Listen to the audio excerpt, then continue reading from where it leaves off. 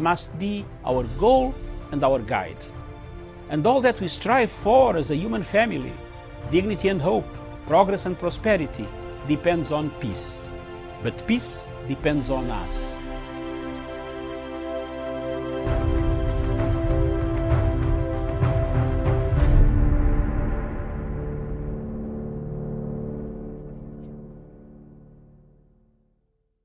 Viewers, thank you very much for watching Punchline Africa TV, broadcasting all the way from the Mobile Political Command Center for Africa.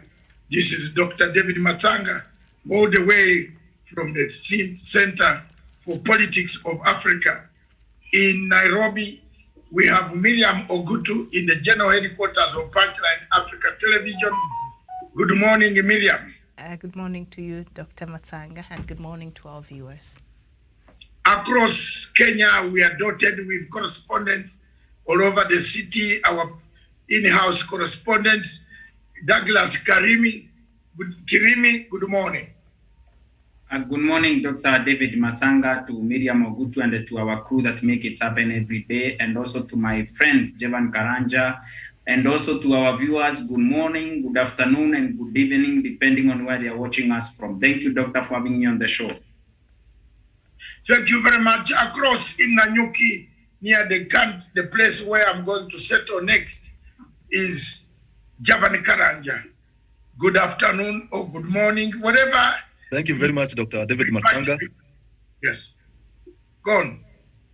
Yeah, good afternoon or good morning, depending on the timelines of our viewers. And a good morning to Miriam and the rest of the crew and my friend Douglas Kirimi. Always a pleasure being on Punchline Africa TV. Thank you very much, viewers and the rest of Africa, from Cairo to Cape Town to Harare, Harare to Dar es Salaam, Lusaka, Lilongwe, Kigali, Bujumbura, Rwanda, Kigali, Bujumbura, Burundi, DRC, Congo, Kinshasa, good morning. Across Africa, this is the diplomatic leaks. We go behind the enemy lines or friendly lines, depending on the subject, to find out what exactly is causing ripples on the African continent. Today, our topic is very simple. It is regarding the chaos that has erupted in South Africa.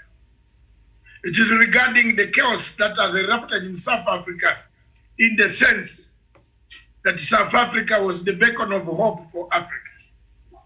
When Mandela left prison, he took over power, we had a hope of a rainbow country. Today, the hope of a rainbow country has collapsed. The hope of a new Africa seems to be on cliffhanger politics. The hope of Africa coming out of the doldrums of imperial legacy hangover, apartheid hangover, seems to be on South Africa. Something must have happened which is not correct. What is it that South Africa needed to be to remain stable? Was it that we should have done it once and for all? Was it that there should have been accountability? In a conflict, there is always accountability. There is always accountability. That's why you see the conflict of South Sudan keeps on re-emerging, because there was lack of accountability. There was no accountability in South Sudan, and there will be no peace until they do accountability. But today in South Africa, which brought Truth and Reconciliation Commission of TGRC, commonly known by Bishop Tutu, Desmond Tutu, people came out to say we killed people, we raped people, we imprisoned people. But they did not go a mile further to say, what next? Did we put the victim to talk to the perpetrator? Did we put the perpetrator together with the victim? like the Kajaja courts. The Kajaja courts in Rwanda. And I want my studio to play one clip from the Singapore of Africa. Stephen, I've sent that clip. I want my viewers to listen, to see the Rwanda. You might think it is not in Africa because they did what we call a redemption strategy of committed, serious, honest reconciliation. Once you don't do honest reconciliation and you remain hanging on power, Miriam, you hang on power, you pick power, you remain with capital, you dish out to what is supposed to be dished out to the black people, and you remain with heavy money. You create an ANC, which is a window shopping mirage.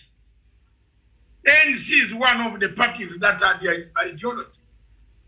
What was the ideology that put ANC together? The ideology was that they fought apartheid. They won. But what are the gains? Are there any more gains? After stability, we have come back to destroy the entire continent, the entire infrastructure, the entire economy, because we did not do proper accountability. Miriam, let it sink. And if there is any professor who can beat me on that, I'm ready to learn. And ready to learn on a serious note that once I stand by the truth, I will stand by the truth. Any challenger who can stand and try to challenge me, come out and we see. Accountability is key to any reconciliation. You can't start accounting yourself with a thief. You can't count yourself with a man who has more money. You can't do accountability with somebody who has pocketed the money, kept the money, only gives money, capital, industries, factories growing in the hands of the capital of the one generation.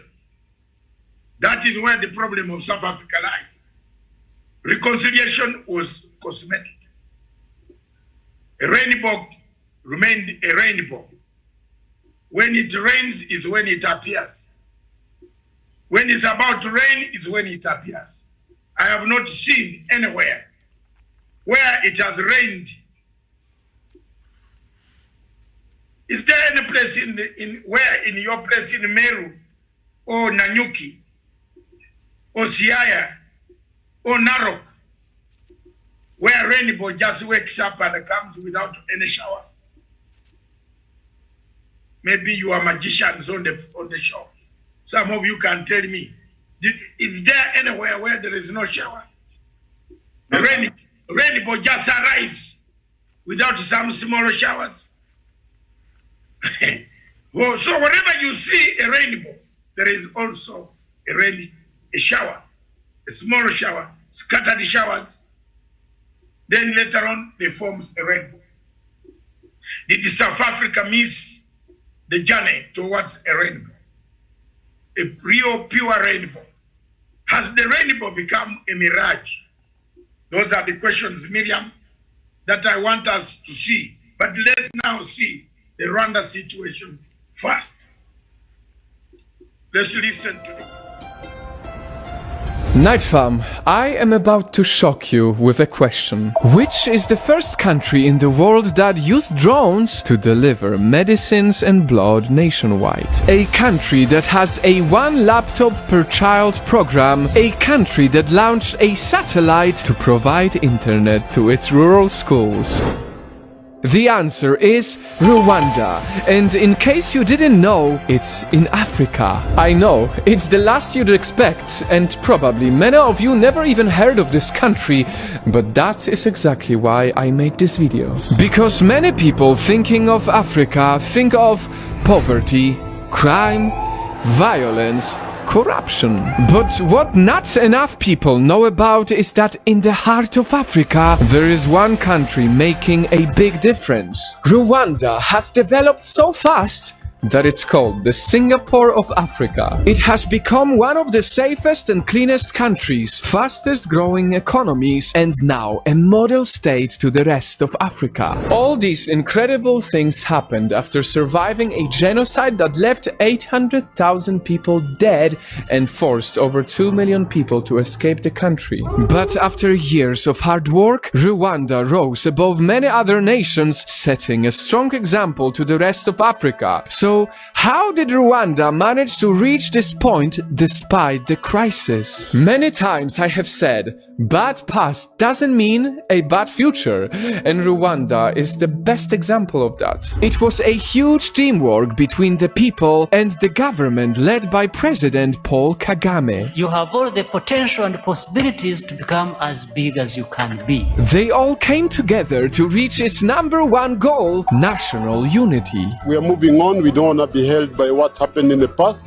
We want to move on. We want to look for the future, and it doesn't matter. He offered tax benefits to Rwandans who left because of the conflict in the 90s, and 1 million of them even came back. On top of that, in only 5 years, more than 1 million Rwandans were pulled out of poverty. There have been huge improvements in terms of tourism, employment, and even life expectancy from 28 years to 67.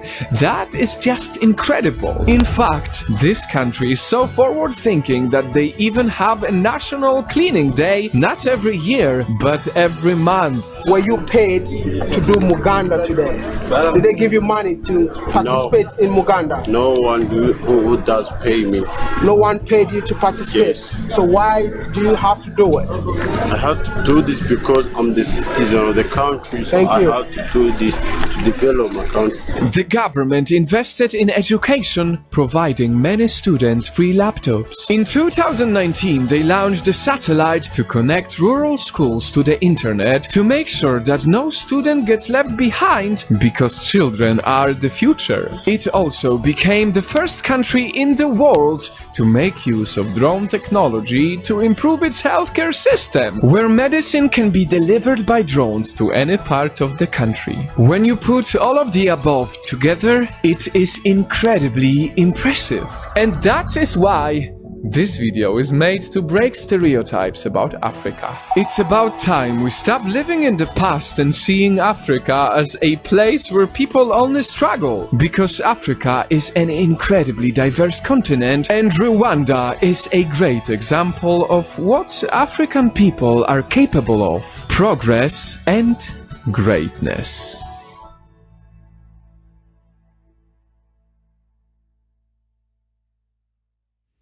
All right. Thank you so much. So back to Dr. the Political Command Center. Thank you very much, Miriam. You have watched, and you continue watching that clip. Miriam, when you watch that clip, what comes in your mind? After finishing it, you have just watched it. What exactly comes in your mind? I think people who are able to survive a very dark period in their lives, but they've decided they'll not be held back by the dark past. They've healed and moved on, and they're looking forward for a brighter future, and they're doing it. Thank you very much. Kirimi, what goes in your mind?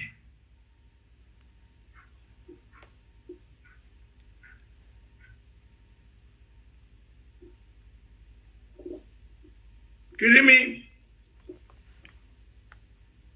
Jabani Karanja, what goes in your mind when you look at that clip? Thank you, Dr. David Matsanga. What I can learn from that clip is that when things go bad and you forgive yourself and you reconcile, greater things happen. Prosperity knocks at your door. Thank you. Kirimi?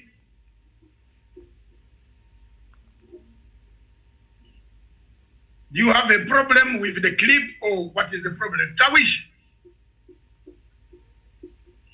Very well. Thank you so much, Dr. Masanga. I've listened to that particular clip, and what is very clear, Dr. Masanga, is that it is a people who have made a resolution that they are not going to go back where they came from. This is a country that her people went almost to hell. But again, because of the reconciliation process, because of the healing process, because of the redemption that those people have embraced, that is why they are where they are today. So I think, Dr. Masanga, basically, it's about the call for a redemption and the call for a healing in a once divided nation that has seen it now prosper and get even stronger.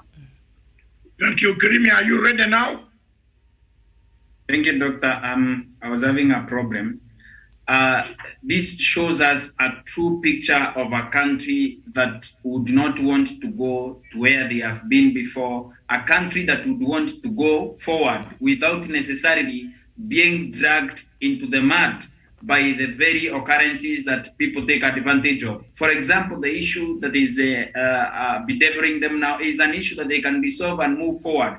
Because as a country that seeks to move away from their past injustices that have been done to them, and also forge a future where there is no black, where there is no white, that has no equality under the law or their land. This is a country, or this is a true picture of a country, of a people that would want to go forward from where they have been before, Dr. Masanga.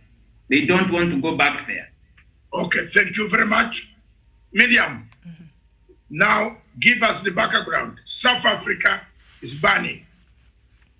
Is it a threat to the entire region and entire Africa? Let's discuss with that in mind. Let's each of us punch his point or her points home. Thank you. Back to you in the studio.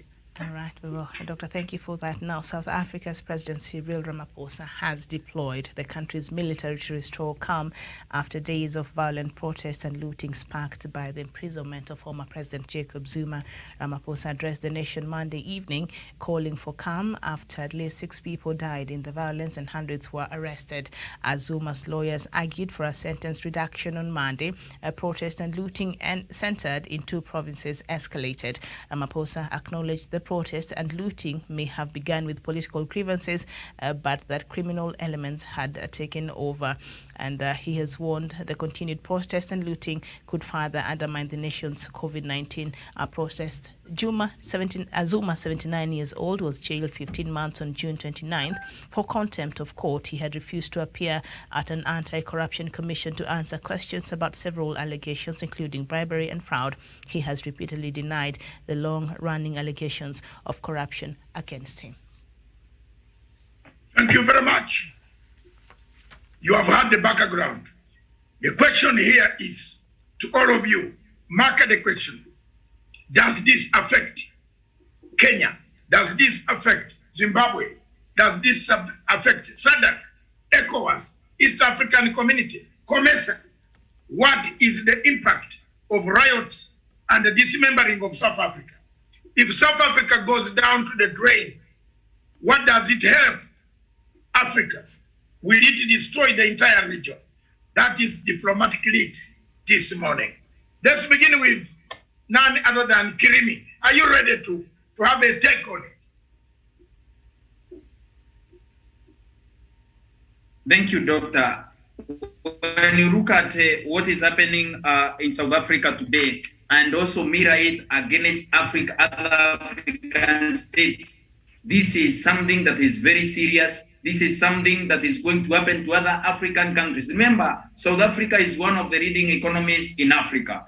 South Africa is one of the leading developing countries in Africa. And when this issue is happening in South Africa, there is something that we should be able to look at it and analyze and see why the root cause of the problem, or its root cause, can be able to be used as a benchmark for other countries in Africa to go down. For example, the reason why a president is given the powers to pardon criminals is not for petty offenders alone. It is for a president to look at an issue and see an issue that is of national threat and be able to quell it before it runs out of hand, like it has happened in South Africa. For example, President Cyril Ramaphosa, no matter his differences with the President Jacob Zuma, he would have resolved this issue, including forestalling the 15-year term jail of President Zuma. But if other presidents in Africa take course and take the same line of path that has been taken, a path of incompetent, a path of incompetent, ineptitude, and also the work of the president of South Africa. We are going to ban Africa as we know it today, going to affect many African countries. And the next country, I'm suspecting, Dr. Masanga, I'm suspecting the next country might be this country, Kenya. As we know it today, Kenya has always been permitted by this kind of judicial kind of activism, and we don't stand a chance, especially when South Africa has been able to jail their president, and when South Africa has refused to resolve this issue. President Cyril Ramaphosa, who as his Pan-African brothers and sisters, owes us an explanation on why is he letting South Africa ban. KwaZulu-Natal today is banning. Who is going to compensate those businesses? Some businesses have taken years to build. Some businesses have taken months to build. Even in the middle of coronavirus, the president of South Africa has refused to heed the call of resolving this issue. For him, because he has many cases that are hanging on his neck and that of ANC top leadership, is he telling us even for his Magashure, the Secretary General of ANC, when he leaves power, is he telling us now it's about time we destroyed everything that Cyril Ramaphosa has been able to build? Is he telling us it's about time we took him to go to prison for receiving campaign funding from those companies that funded his campaign through his son? So, Dr. Masanga, this is something that is going to bring Africa down as we know it, and it is crystal clear that we are going to be trending on a very dangerous path when we allow such kind of issues to continue taking root. For example, the people in KwaZulu-Natal have not only had their leader or their kinsman jailed, they have had a former head of state jailed for 15 months. And this is pure populism, Dr. Masanga. We all know that Jacob Zuma is going to get out of prison. We all know that he cannot be taken to prison for 15 months. This is some kind of judicial nonsense that we cannot allow in Africa, because in Africa today, if we decide to take everyone to prison today, we cannot have truth, reconciliation, and justice to the victims of every crime that has been committed by leaders in Africa and Sandra in Africa. Dr. Masanga, I am asking the president of South Africa, Cyril Ramaphosa, to resolve this issue before it runs out of hand. Dr. Masanga, I saw the videos that you shared online and also on your WhatsApp status. Videos of malls banning people, rooting businesses and all that. Is the president of South Africa going to use the presidential fund to be able to fund these businesses? Is he going to return those businesses and the roads and everywhere that roads have been barricaded, the kind of business that has been lost in the past few days? Is he going to refund these people using public resources? Is he going to make sure South Africa was where it was before Jacob Zuma was jailed, Dr. Masanga? Thank you.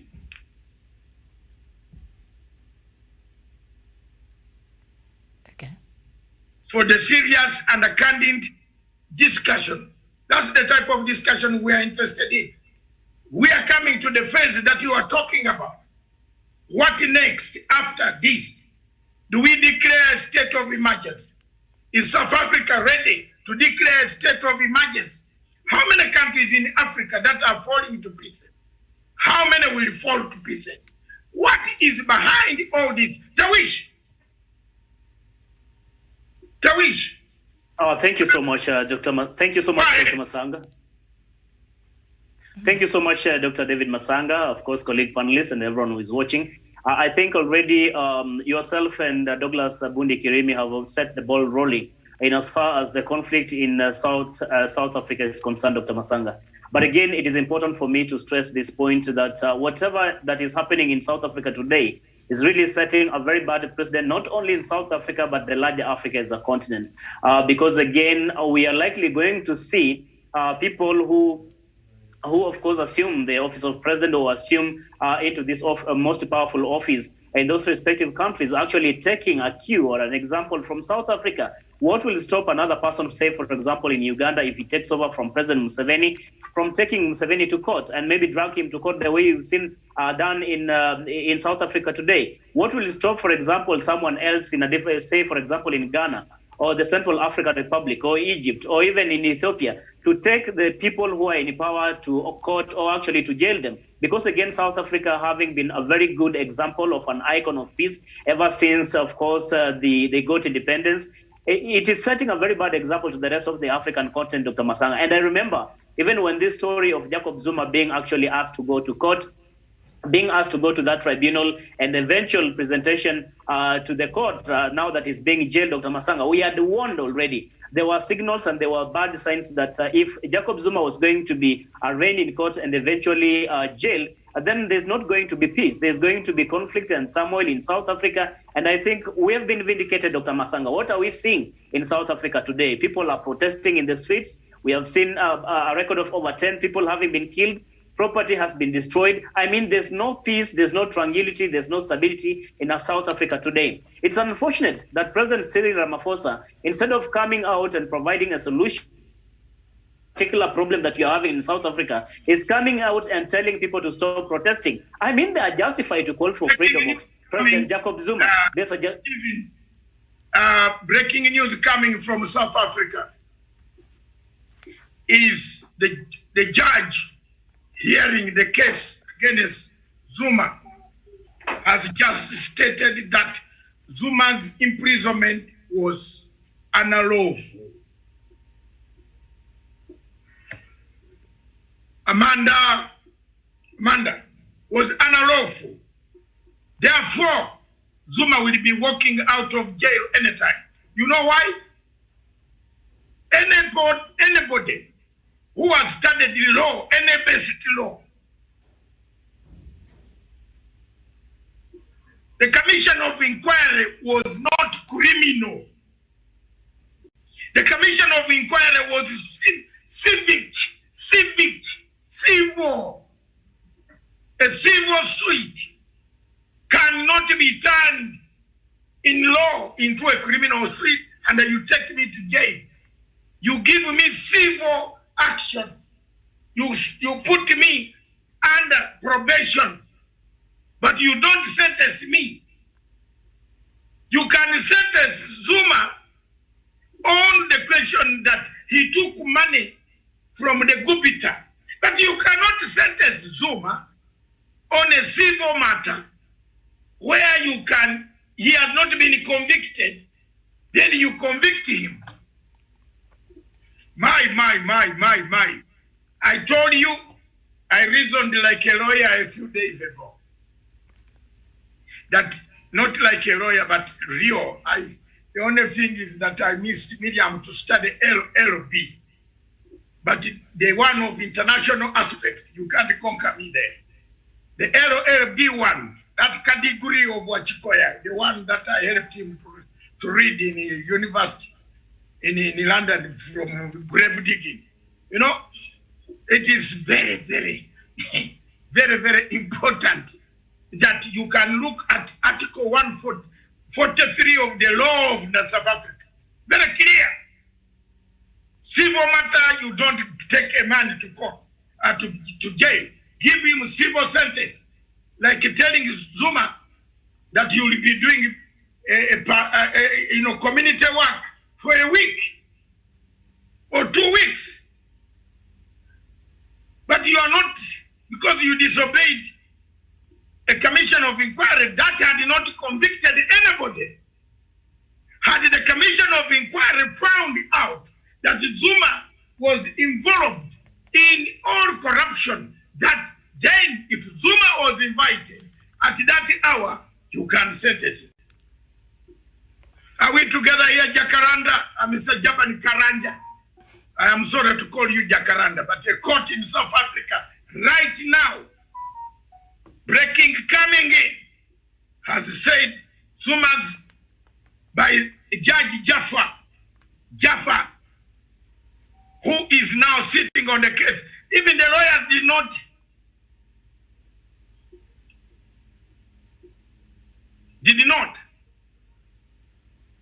The lawyers did not stand.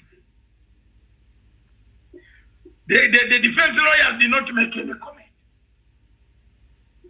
They just agreed with the judge. They have not made any comment. In fact, they have eaten the money very nice. You know, this is a vendetta. This is a man who sentenced his friend. This is like the Uganda politics that I hate. People fighting over a woman. And you want Matanga to join them to be in opposition. You are fighting over your woman. We did not all go for the woman. None of us went for the same woman. And you want Matsanga to be in opposition that I'm fighting. You fight your battles. You never, when you are seducing a woman, did you seduce with Matsanga? Did you? I'm just asking the panel. Siasa hii danganya watu watoto, not me. Me, I cannot join you because you are fighting over a woman. I want to join when you are touching Uganda. I'm a nationalist. I have never borrowed anybody's wife. You get my point, Miriam? Never. So the politics of South Africa, why South Africa is burning, is because of a woman. Mr. Zondo had an affair with Zuma's one wife. Then you bring the affair. This is the type of judiciary that we have. You have been talking about the judiciary this morning. Look at the judiciary now in Kenya. Miriam, look at your judiciary. If you don't learn from this, you Kenyans, you will cry the same tears. Have I done this? Karanja, has mom ever done this to you? For you? Oh. Miriam, did mom ever do like this? You are gonna cry. You Kenyans are taking these matters lightly. When some of us sit here and are hated, I am hated for having said Maraga was a very bad person. The judiciary in Kenya was mad with judicial activism. I brought this topic today because I wanted people to remember me. I've been telling you that the entire African judiciary has been compromised. George Soros has paid money. He has failed to overthrow government through opposition leaders who go to Washington and New York to pick a few dollars and come to overthrow governments in Africa. Now he has gone for the most stable institution in Africa, in our countries, in our governance system, and paid them. Tawish, it is not rose for Kenya. You have judicial activists. You have judges that are worse than Zodo. You have them there. You have seen a very good Chief Justice whom we supported here recently, all of us.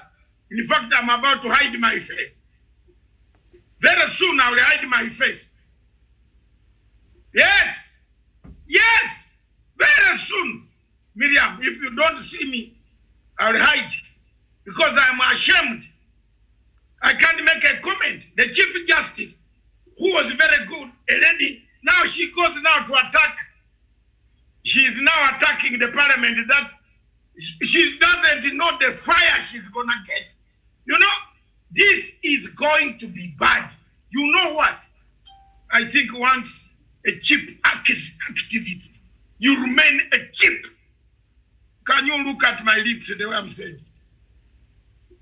Once you're a cheap activist, you remain a very cheap activist, even in the blood. Sorry. Kumbe, people don't learn. And you Kenyans, and the Kenyans at large, and Africa, look at that state called Nigeria. The Chief Justice there is a Sharia law Nigerian. Sharia law. He doesn't know law. He knows Sharia law. And then you call him a Chief Justice of Nigeria. How can a Chief Justice of Nigeria say that he doesn't have papers? His papers were eaten by termites. Tawish, as we complete, you complete your statement because I cut you. You have 1 minute to complete your submission. Then I come to Guy Namaina, Javan Karanja, then Guy Namaina, ambassador. You can't say democracy. You have to, where is democracy here in Africa now? In Zimbabwe, the judges wanted to overthrow the Chief Justice. Emerson Mnangagwa, thank you very much, Your Excellency, for listening to some of our noise. Some of us, we are listening to. Thank you. He moved fast. He removed those stupidity. That is stupidity. Hakuna huko. Here, we are saying, Madam Lady, you know, she has turned into the same thing. You look at that letter, the English. Look at the English of that letter that she wrote to Parliament. Hey, when you tell people here, they don't want to listen to you. They call you names. Some of them even go pretending to know. I have told you, if you're a grave digger, die grave digging. Don't become an architect. Tawish, you're a journalist, die a journalist. Don't change profession to build houses that will collapse. Hey, hey. And when you tell people, once you have not studied this subject, listen to people who have studied it, who are internationally exposed, who are called experts. Don't listen to these street experts. Some of them, they don't know anything. They have never lived in a culture where a judge, where it takes you 1,000 years to find out where there is whether Miriam is a judge or not. Miriam, in Britain, is very difficult.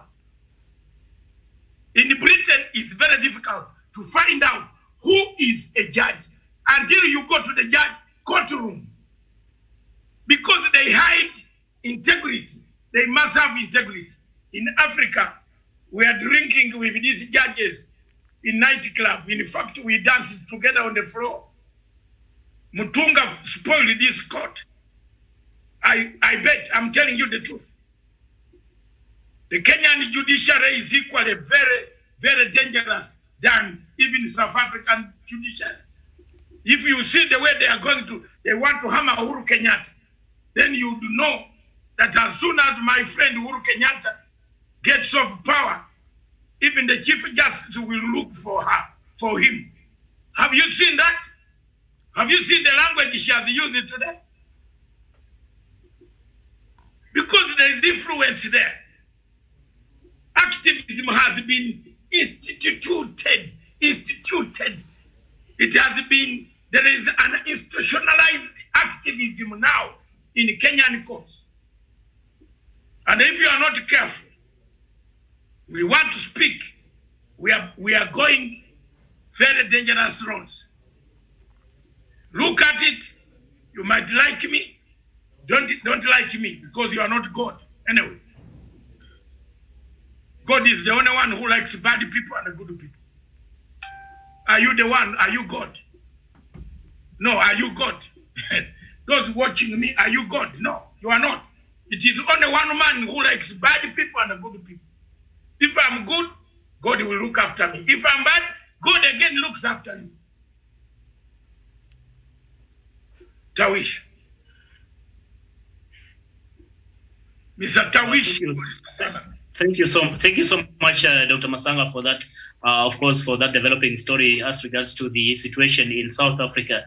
And as I was just winding up on that particular submission, Dr. Masanga, is that South Africa is setting a very bad precedent. And I think it is time that they rise to the occasion and try to see how they can address this particular crisis without so much irrelevant attention that is trying to draw across the continent and, of course, globally.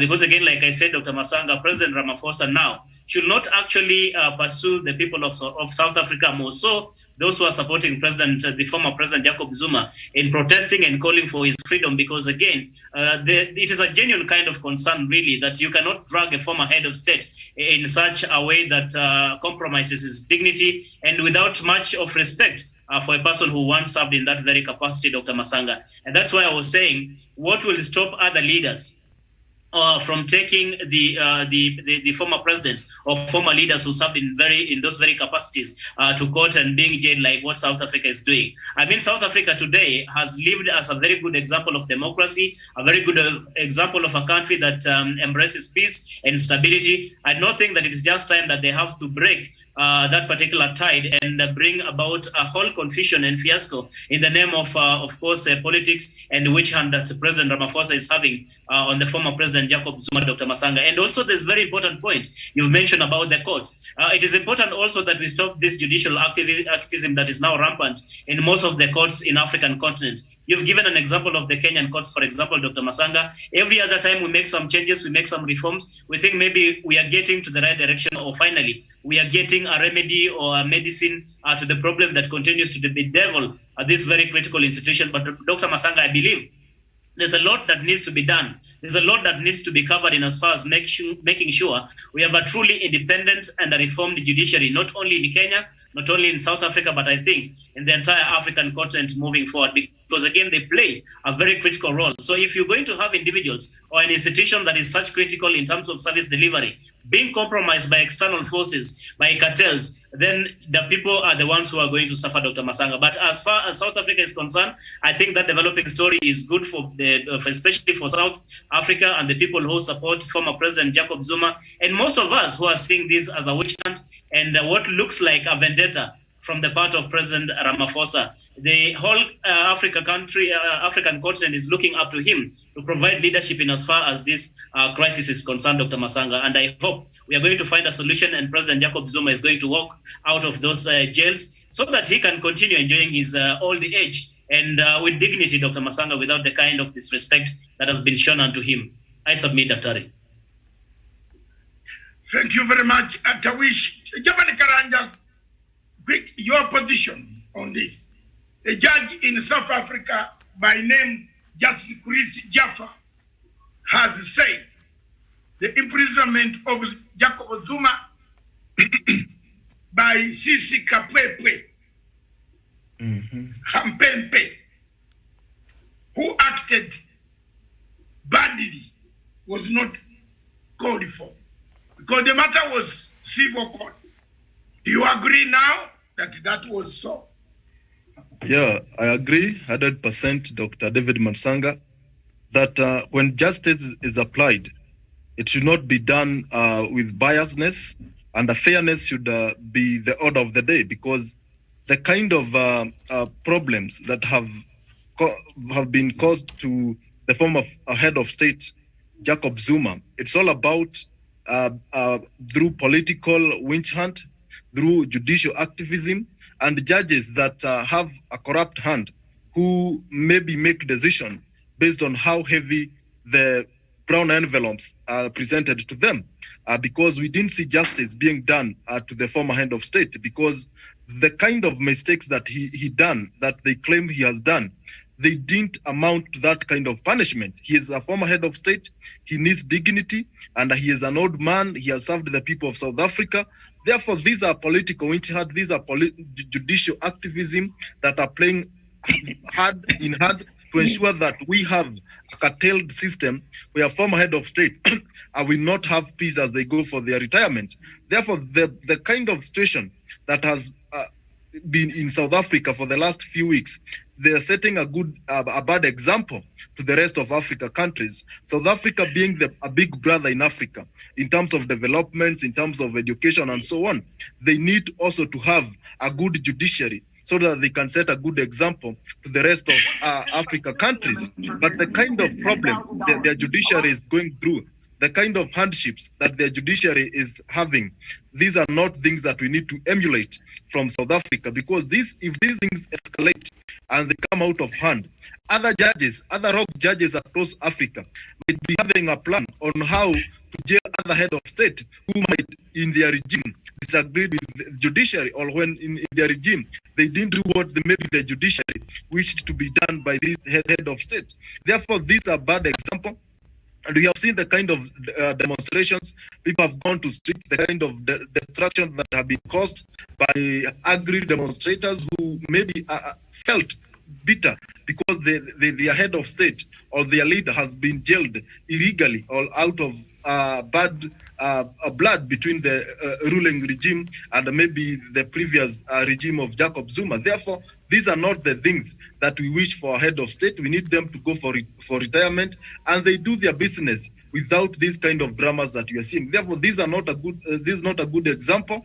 And the rest of Africa heads of state, they should ensure that they steam reign. They work to ensure that we have a judiciary that delivers justice without biasness, a judiciary that is not a captive of judicial activism, a judiciary that is not in captivity of external interferences or external forces, a judiciary that have clean judges who make clean judgments without people having to complain. Because at the end of the day, we must see justice to be done in the public eye, whether the judge making the right decision and the perception that is in the minds of the people is that the judiciary is not making the right decision.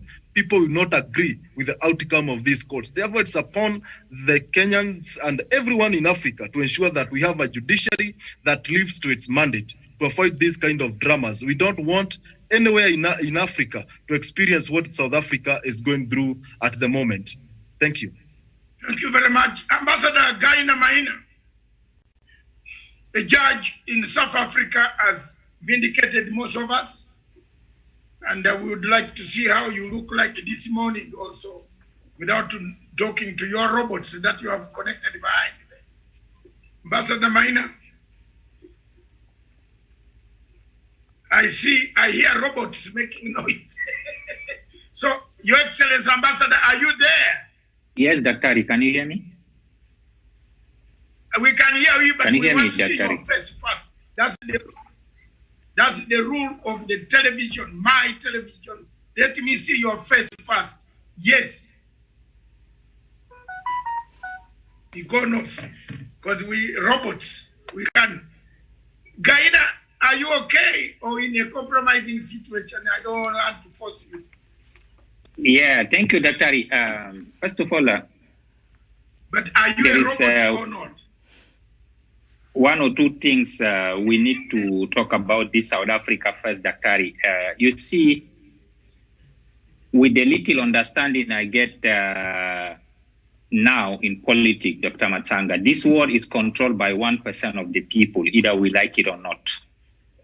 So these people, they decide whenever we are going to sleep, whenever we go out, they have even decided the time we are going to eat with our family now in this world, Dr. Matsanga. When you go back to South Africa, the 1% of the population of this world, so they decide to do whatever they want.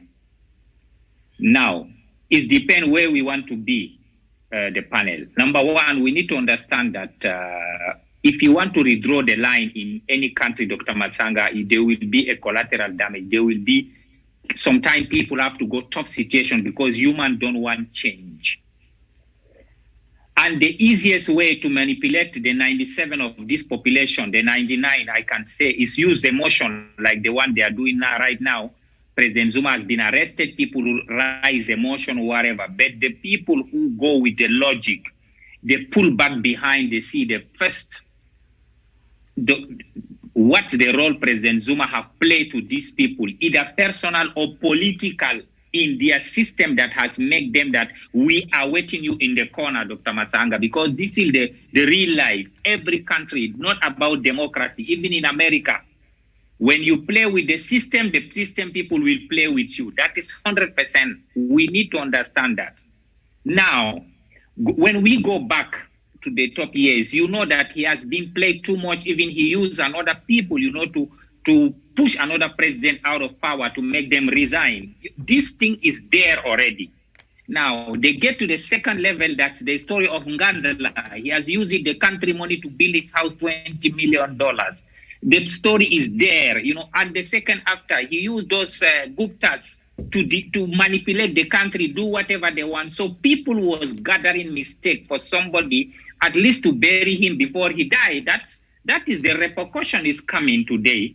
But we, the common Mwananchi, we are using emotion that they put him 15 years in jail. It's okay. But the situation, we have to understand how politics itself it works. Sometime to redrawing the line, we need to check. The judge now will start to confess that it's unlawful. So mean that there was a problem behind the panel. So what was the problem? We can understand now what's happened behind doors with these people that decide to track this man. This is the question, because if we don't address the issues behind there, even we release him after 15 months, the story will continue because the damage is already there. Let's go back now to democracy. We spoke last time on your panel about the democracy, that we need to redraw our democracy. Those as the example, Dr. Matsanga, mean that our democracy until now is not working. I don't know if you people agree with me. So mean the democracy is not really working because somebody can think for his own purpose, manipulating people, get whatever he wants, and now the retaliation come back, and now we start putting democracy in the middle like the judge. Is democracy, this is good, this is not good. But what the person has done before, nobody has seen it because it's already covered. We did not ask the question why they make him resign. You know, they say sometimes when you play the game will play you. It's the same game he played to push the President Abombeki out. If we remember, if politics tell us the truth, the same game has come now to his house to play to kick him out.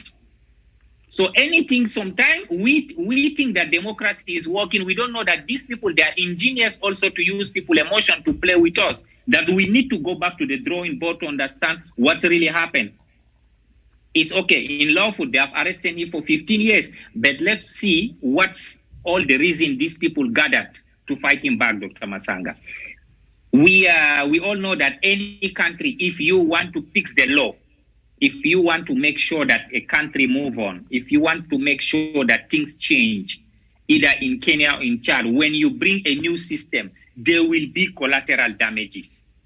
Today, look at the tension in the BBI. You know, many people are opposing it. Why? Human don't want change. Sometimes human, if they are very comfortable, if you tell them to change, they don't want it.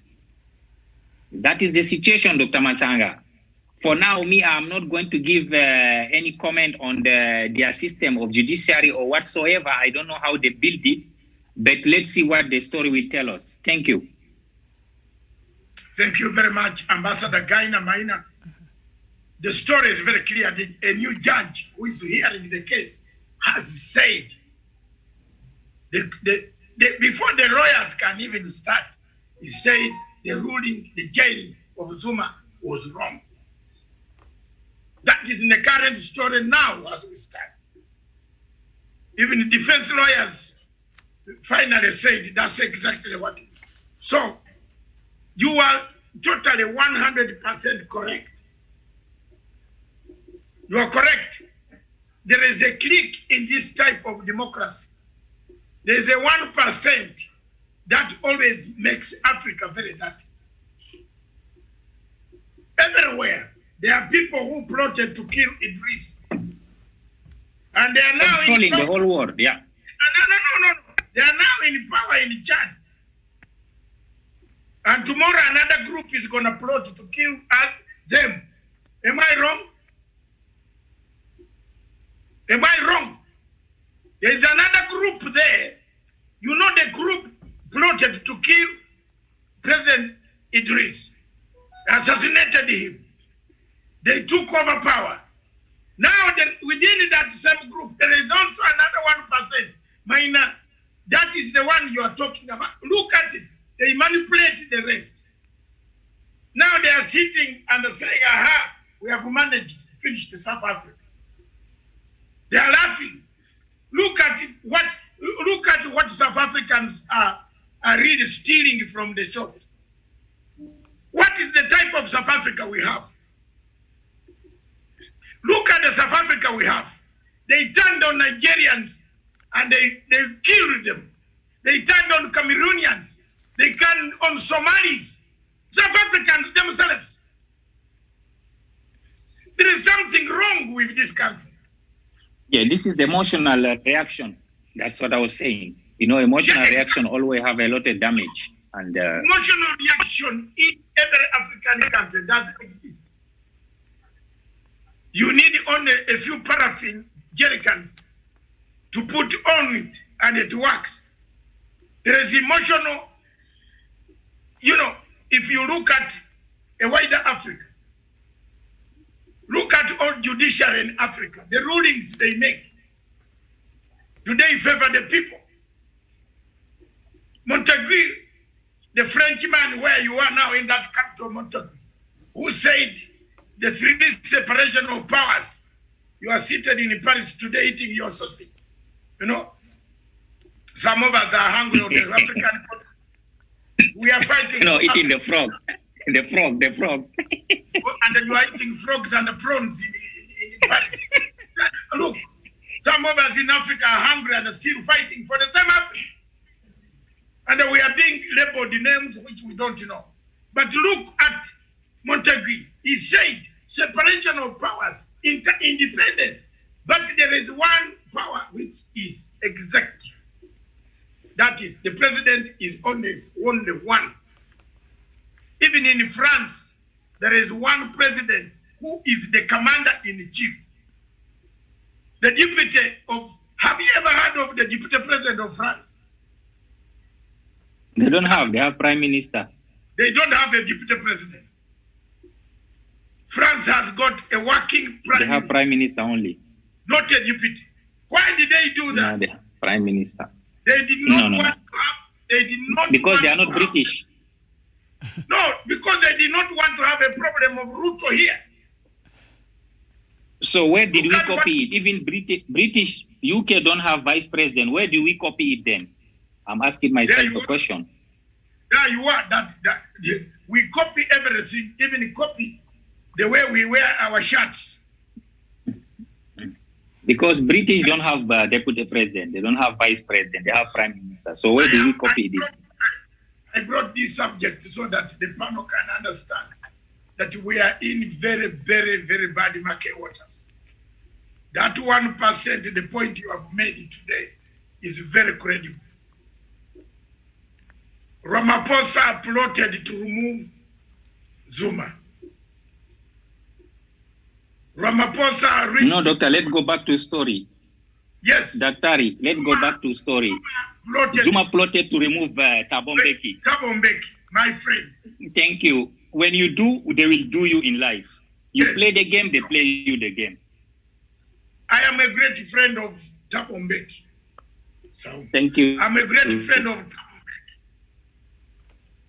Tears came down when the man was removed by the same tactics. But you know, up to today, why I respect Thabo Mbeki is because Thabo Mbeki never went back to revenge. Thank you. He never but went finally, back. who revenge? The people Jacob Zuma used to take out Thabo Mbeki are the one revenge against him to pull him out. I want to show you, my friend. Yes. You see that? Yes. This is me and the Perfect. When we are doing Darfur, some idiots, when you talk, they think you are just from nowhere. Yeah, there are some idiots in this world. Some of them will never even have anything near Satanism again. You know, when we are doing Darfur, we are doing it with Mbeki. But whenever we could go on the plane together, he could remind me of the painful days when he was accused of what he didn't do. So have you seen how it has come? Who was behind the coup? No, have you seen how Who it were has behind it? to haunt? So when you try to plot things against an innocent life, it teaches us a lesson. Don't ever do that. Thank you. Thank you very much, viewers. We want to come to the final stage of our diplomatic leaks today. Now that we have seen the ramifications that are coming out of South Africa, what else can you say? What can Africa, the rest of Africa, do? What can the rest of the countries in Africa that are already under siege or besieged, the countries that are besieged by this type of judicial activism? We have it almost in every country. You saw the judges in in Malawi were acting very swiftly, taking sides with the opposition to overturn everything. We saw it in Kenya in 2017. The judges swung their side on something. And as you can see from the talk of Maraga today, he has never forgiven Uhuru Kenyatta. We see it in Nigeria, for example. Justice is elusive. It has never been there. You don't expect anybody to go to Nigerian court to get justice. When the judge himself is a Sharia law judge, judging a Christian. So we don't know. He has accepted it. So there are so many things happening in Africa. Where do we move? What do we do, Miriam? Brief us on what else can Africa do. We saw today in Kenya, this morning, you were even wondering when you are reading that statement, a letter from the Chief Justice to the Parliament. I think in your heart you must have said, we are at it again. Have we come back to the same place where Maraga left us? Miriam, brief us. Back to you. All right. I brief us on the same matter, on the Kenyan matter. Yeah, on what can Africa do now? What can Africa do now moving forward? And perhaps just before I get to that, I think the original question which, Doctor, you had posed earlier to all of us, will what is happening in South Africa affect other countries in the continent? Absolutely, because we know South Africa, there are a lot of other nationalities who work there, who have set up businesses there, who have known South Africa as their home, and we see that how they get affected even during those aspects of xenophobic attacks when they do happen in South Africa. So definitely what is happening in South Africa will have ripple effects, say for a country like Zimbabwe, who depends on a lot of things in terms of trade, drugs, and everything else coming from South Africa, and other countries like Lesotho, other countries like Mozambique, other countries that are, within that geographical sphere. But also in the case of Zuma, and I think it reminded me of what happened here in this country in 2017, when opposition leader Raila Odinga decided to take that illegal oath at Uhuru Park, and we all know what transpired there. President Uhuru Kenyatta had a right, and the government of Kenya had a right to go arrest Raila Odinga, because whatever that was happening at Uhuru Park that day was illegal according to the constitution of this country. But I think in his own wisdom, you have to look at the law, and then you have to look at the public good, and you have to look at the ripple effects of that. What that will mean after you decide to take the legal law. According to what we see here is it happened to Zuma. Of course, that committee, after Zuma refused to go in front of it, they went to court to have the court compel Zuma to attend, and Zuma still refused, and he defied the instruction, and so he was arrested due to contempt of court. If you disobey court orders, then you will be arrested. And but the problem with that is he was jailed without trial. So that also is a defect in how that case went. And so as we speak, his lawyers in the court to challenge that, and he's trying to appeal for that sentencing. And so we'll see how that will happen. And of course, the breaking news, Doctor, that you just brought us. And so I think the issue that worries me as an African, and this is something that we've covered here so many times, Doctor, before, the nature of violence we see every time South Africans have a problem, or every time they want to address something, every time they want to protest over something, and the violence that usually is accompanied when they're trying to make their point, and the lootings and what we've seen, the rampage that that have resulted to what we've seen, the events from Sunday there. I think that should be a cause of concern to not just South Africans, but to the rest of us. I think for South Africans, there's so much to it. And it's like a people who are sitting at a tipping point and are always looking for a trigger point, so that they're out in the streets and we see them fighting the police and looting and all that. There's something there that needs to be looked at, and that needs to be, dealt with and addressed. That has nothing to do even with the issue of Zuma right now. I think there's more to it that needs to be addressed there. So how will this how will this affect even other countries moving forward? I think they will consider, from that report that you have shared, the breaking news that you have shared, I think they might consider, because his lawyers wanted for the court to rescind that decision, or at least shorten his term. The 15 months, maybe make it a bit shorter. But I think for the interest and for the good and for the public interest and for matters of national security, I think it will be a good idea if they perhaps rescinded that sentence, and then maybe from there could, for public good. I think at this point, Doctor. Thank you very much, Miriam. I think you brought a very good example of how you can treat a political matter, balance it with a legal matter. What President Uhuru Kenyatta did in 2017 was the best example an African leader should face and do.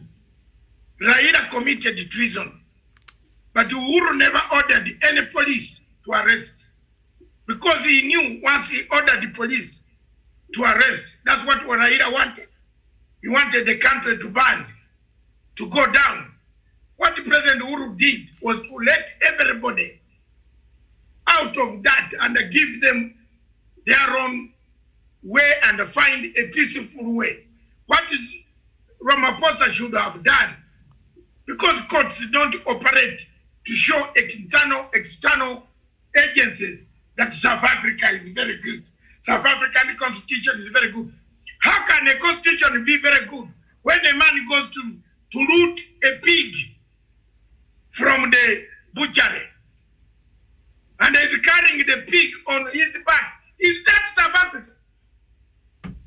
Umeona hiyo? Have you seen those pictures of a man carrying a slaughtered pig, taking home? How long will it?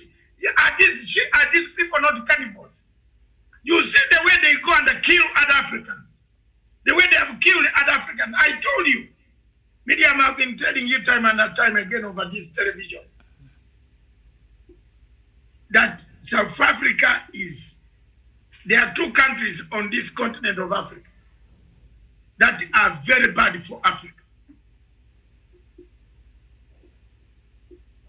And in fact, they give us a very bad example. Nigeria and South Africa. To the extent that when you go to Dubai, in Dubai they have put a line for Nigerians.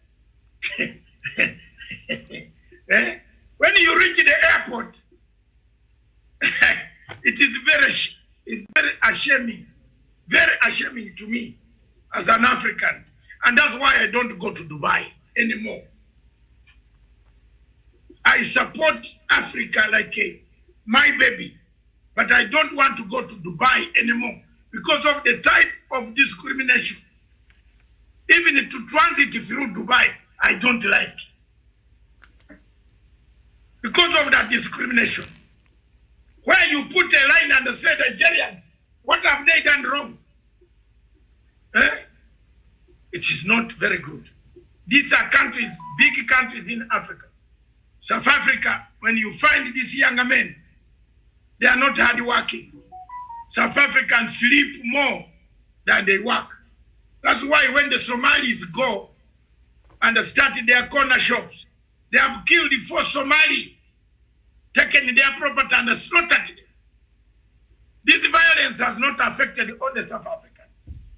It has affected the immigrants. And the president, Mr. Ramaphosa, wants to turn the entire episode of his mistakes on Zimbabweans and Nigerians and other immigrants, other migrants who are in South Africa. What a shame to that president. He's turning the whole thing on them. Africa. I don't know, Tawishi, maybe you can, Miriam can let you into her place finalize, end this, because I don't see. You know what? You know what? I don't see. This You know you are seated with a very intelligent South African. And he tells you, Miriam, welcome to Africa.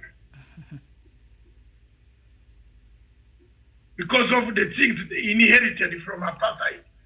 They have never done anything of their own. They just inherited all the roads, but they did not inherit one thing, the capital. Now what is playing them right now, Miriam, is what? Capital. Inawamaliza kabisa. Capital inawamaliza. They are in a very panic state. If they don't control, had they controlled this matter like Uhuru Kenyatta controlled the Raila issue, he did not arrest Raila. Raila committed a treasonable charge to try himself as a president of Kenya when there was already a sworn president. But Uhuru is from a background of forgiveness, a cultured background, did not go in, but because he was given advice, don't go that way. Let's leave it to melt. It melted out.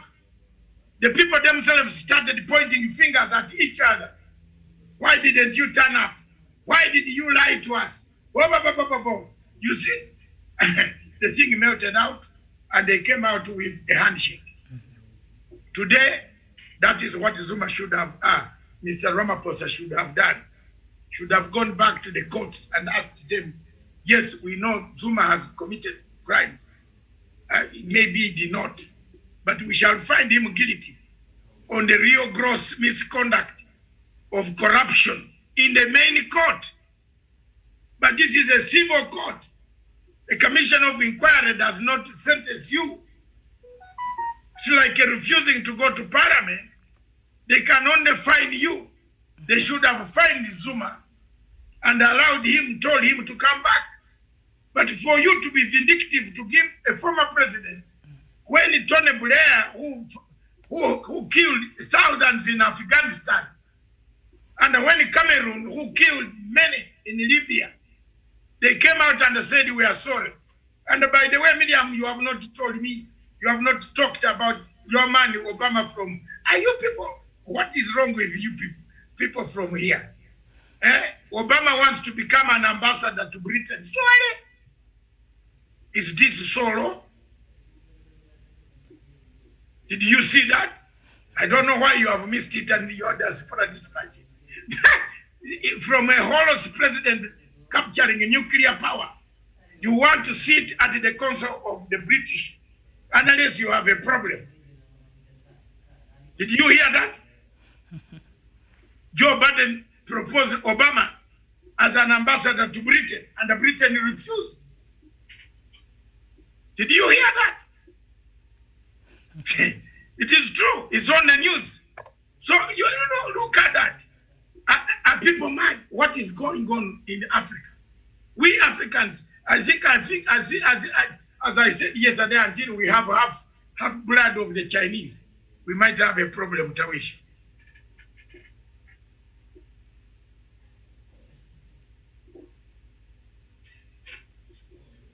There you are. Very well. Thank you so much, Daktari. And I think you've laid there the events in South Africa and what it portends to the entire, or for the entire African continent. And there are lessons that we can pick, actually, Dr. Masanga, that forgiveness, reconciliation, and redemption is the best way forward for African countries, especially those that are in turmoil, those that are in conflict. That there's a best way we can always approach such matters that are so critical, and matters that actually have the potential to bring down nations, and to a large extent, because today, what is happening in South Africa, like Miriam did say, is going to have a ripple effect not only to South Africa, but of course to the neighboring countries and to the entire African continent, Dr. Masanga. But on the flip side, Dr. Masanga, I think it is also important for us to remind the leaders that are in power that there's always an hour of reckoning. There's always that time that they will be called upon for accountability. Therefore, once they get into this office, once they get this powerful office, They should not misuse it, but use it for the benefit of the people, to provide services for the people, to advance the interests of the people, to make sure that they unite the people and not divide the people like what we are seeing in South Africa today. I will suppose, Dr. Masanga, probably there is an external hand in South Africa, one that is using the judiciary to bring the kind of discontent that we are seeing today. Because again, when you can jail a whole former president, actually take him to court and jail him like what we are seeing today in South Africa, then you should expect that a nation or people are going to be divided. There are people who are loyal to President Zuma. There are people who are loyal to President Cyril Ramaphosa. They have their different factions. They come from different regions of that particular nation. And therefore, if you're going to arraign him in court and jail him, you should expect that we are going to have protests and possibly killings and destruction of properties like what you are seeing in South Africa today. So Dr. Masanga, in a nutshell, I do not think that I am in particularly trying to exonerate President Zuma for whatever kind of things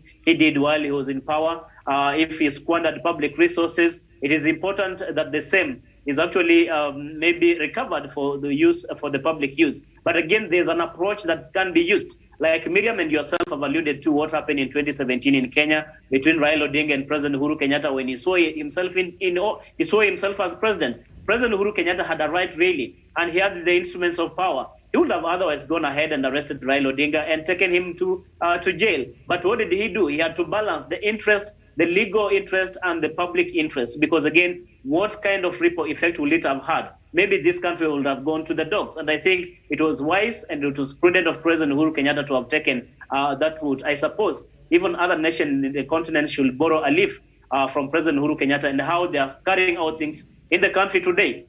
It's only in Kenya that an opposition leader really swears himself in and is not taken in. It's only in Kenya that you have an opposition leader and a president who has been legally elected into office to serve and stretches his hand to reach out to the opposition and decide to bury the hatchet, the political differences, and work for the common good of the people. What more do we need as an example of best leadership, of best statesmanship in our continent, if not from President Uhuru Kenyatta and former Prime Minister Raila Odinga? And I think other leaders in the region and the people of African continent can borrow one or two in as far as leadership is concerned and on the front of reconciliation, redemption, and forgiveness is concerned. Dr. Masanga, I submit for now.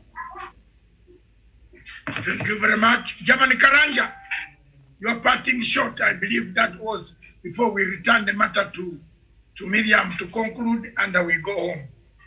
Yeah, thank you. Thank you, Dr. David Masanga.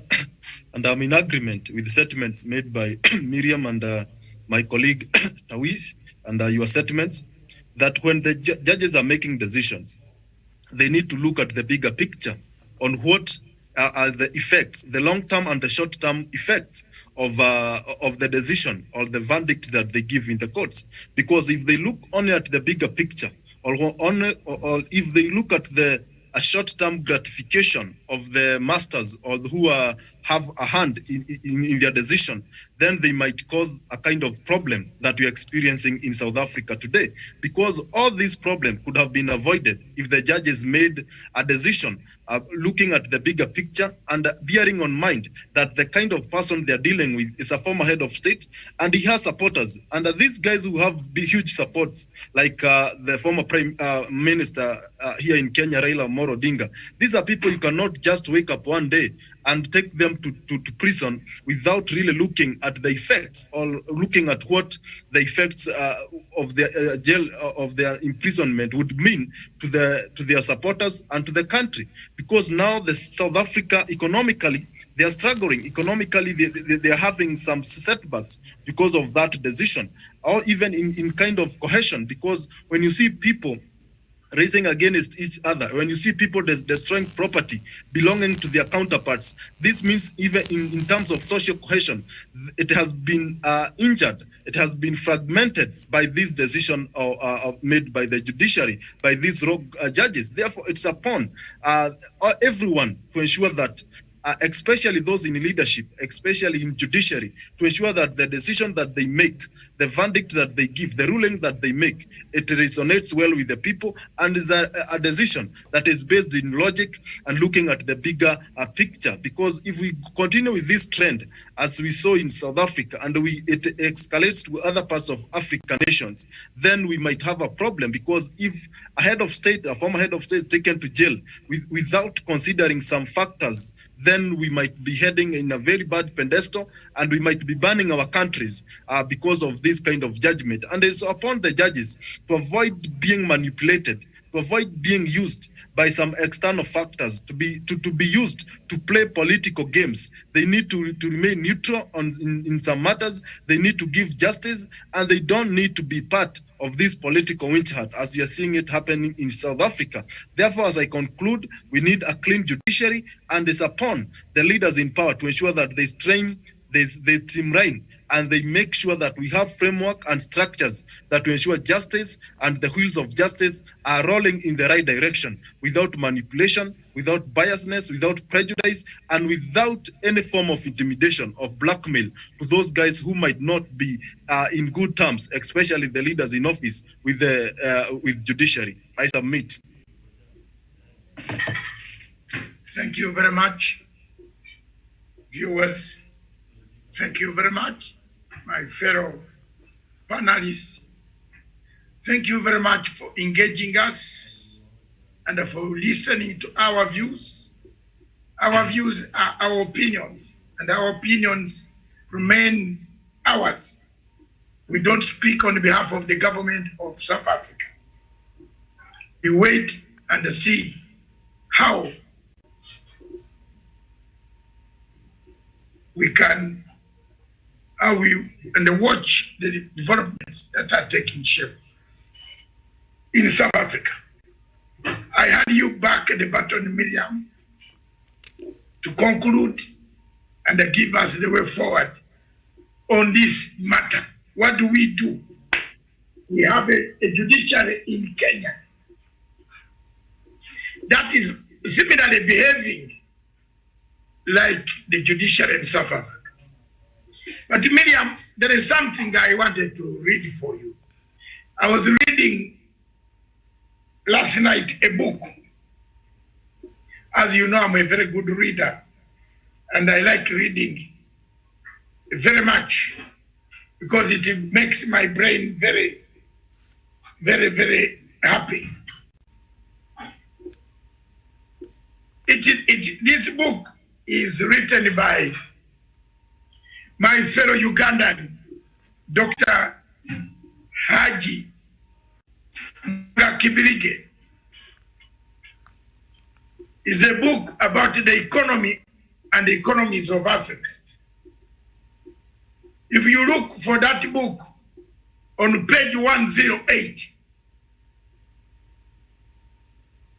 you will find this, and I want Africa to learn. The first Prime Minister of Singapore, Lee Kuan Yew, and the man who is credited for changing Singapore from a country of backwardness to a country that today everybody talks about, said that the blueprint for developing Singapore was actually copied from Uganda. I am telling you, was copied from Uganda.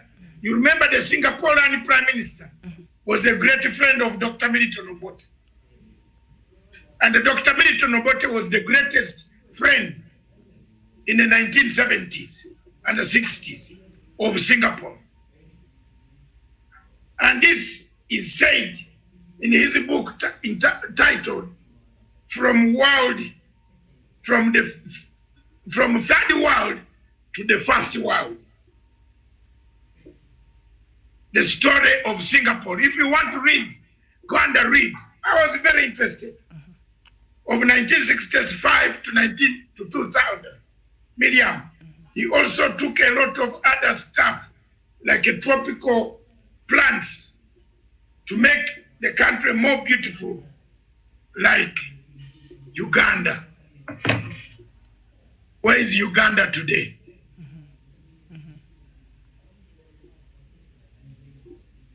So I wanted to bring your attention that Ugandans have been a very good living example of knowledge which people use and take out, use it, but they don't come back to give a credit.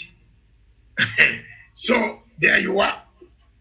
He took even plants from Uganda. So all those plants you see from Singapore, he made people plant trees like the way Uganda looks like.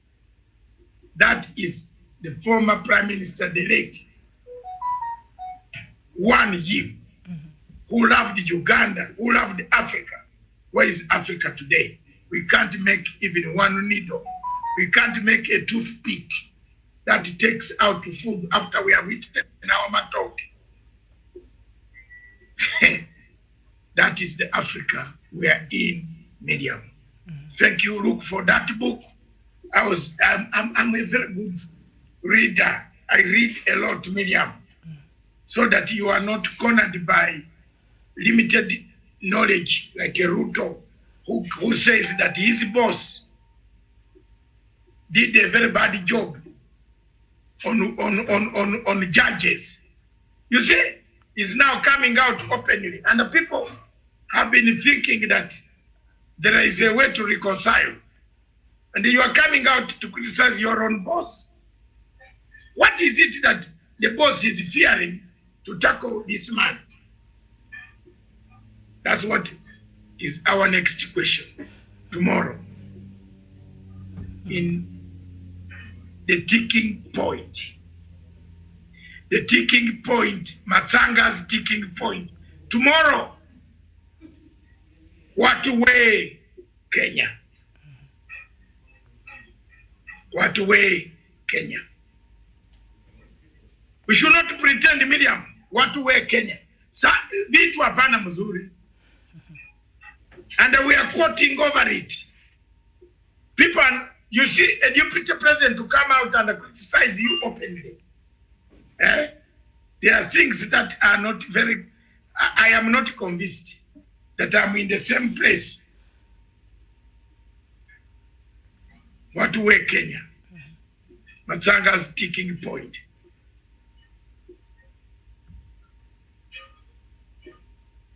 We have bad judges. Another judge has come in just now. He's not even 3 months old.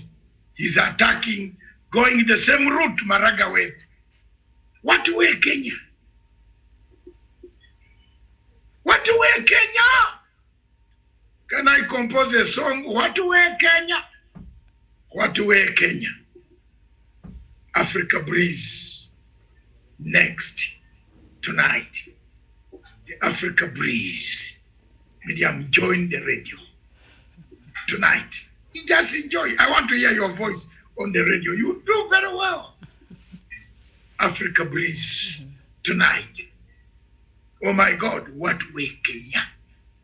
Live music while people are reaching home, preparing dinner. I'm going to be bringing live music from 7 o'clock to 8 o'clock. Live. Enjoy while I also dance and I do my exercise. I want you to dance a bit wherever you are with very good music in the background. Tonight, The Eye on Africa by Dr. Litimani Ottawa. Thank you very much, radio. The Eye on Africa, right from London and Harare. Good morning or good evening, Africa. Oh, good afternoon. Back to you in the studio, Miriam. Thank you. And Doctor, I think you've ended the show very well, so I don't want to water down anything there. So I wish, what way, Africa, so Kenya? Another judge has become a problem. What do we do? What way, Kenya? Thank you. Cut. All right, bye-bye. Bye-bye.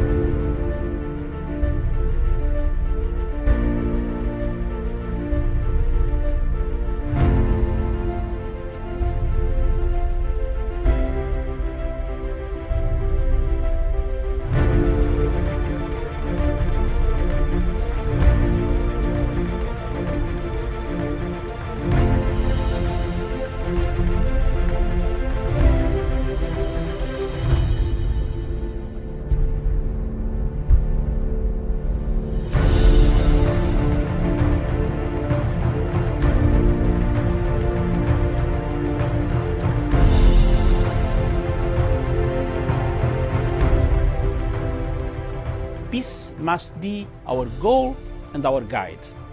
And all that we strive for as a human family, dignity and hope, progress and prosperity, depends on peace. But peace depends on us.